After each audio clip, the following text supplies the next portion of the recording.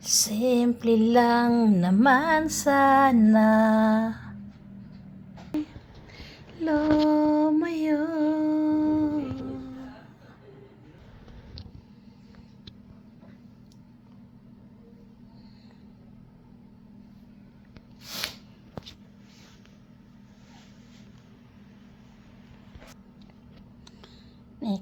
Next. Ito yellow. Yellow. May yellow ako. Yellow. So, ilagay natin yung yellow natin. Yellow. Yung isa, yellow din naman to isa. Kaya lang, plain lang siyang pagka-yellow. Ay, pagka-gold. Plain lang siya. Yung pagka-gold niya, plain lang. Lagay ko na siya. Plain lang naman siya. Kulay. Ito siya. Yan o. So, dalawa siya. Tatlo. Marami kasi nakagusto nito. So, tatlo siya. So, ilagay na natin. Ayan yung pang-beauty ko.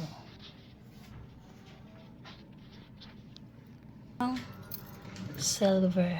Ayan o. Ang ganda ng silver.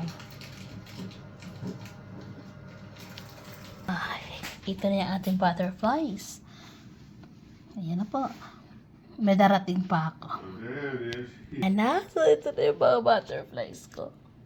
Bibili pa ako ng... Every month ako bibili. Ayan. So itong stand nito, bibili pa akong mga 2 o 3. Ayan.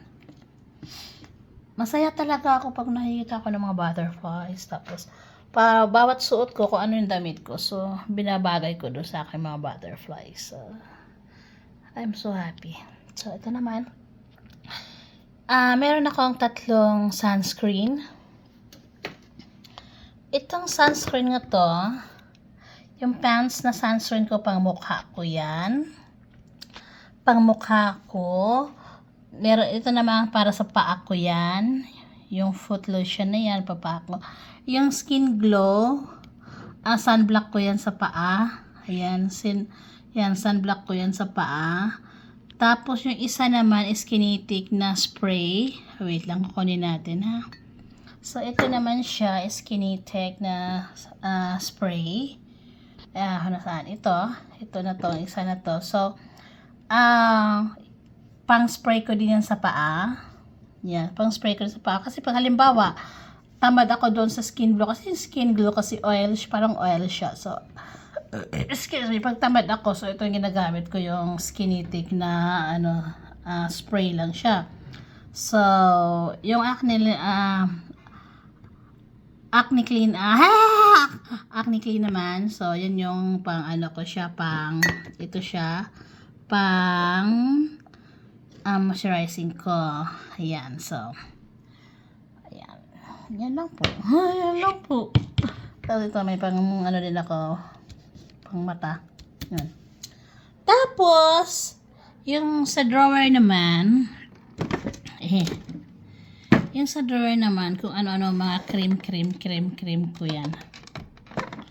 Ayan, yung sa drawer ko naman, kung ano mga cream ko na nandyan. So, meron akong kahit anong cream. Meron akong Scarlett. Meron akong kung anong cream. Ayan, para sa mukha ko yan. Ayan. And that's all for today's video, guys. Thank you so much for watching. Alam nyo naman na ina-upload ko na lahat ng lahat ng nasa cellphone ko. Tapos, pagkatapos, ini-erase ko na para naman. Parang ginawa ko na lang ng storage yung pag-upload ko kay YT. Bye-bye!